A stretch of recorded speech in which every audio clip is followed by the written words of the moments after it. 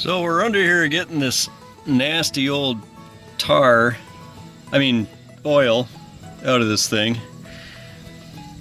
And when was the last time you saw a Lee filter? Holy smokes. Either this thing hasn't run in 30 years, or it hasn't had an oil change in 30 years. Or both. I'm betting on the oil change in 30 years though. Poor thing. It's a little frightening.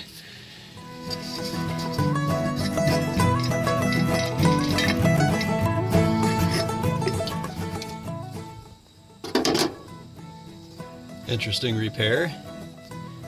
Somebody was having choke trouble perhaps?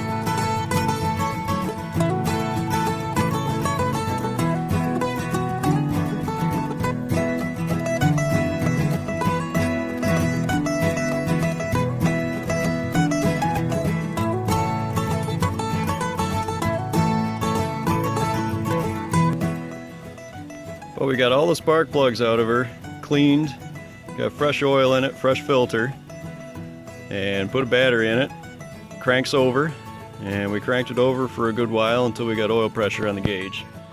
I'll show you that here. For something that's been sitting this long, it's a good idea to make sure you got your oil system good and primed up before you send it.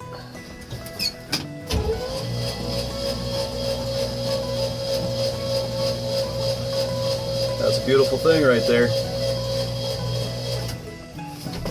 So we don't have any fuel or coolant in it yet, but we did do a little dinking around with the wiring, and we got spark. So we got all the spark plugs back in it. We're gonna squirt a little juice down into the carb, see if we can make some noise just for fun.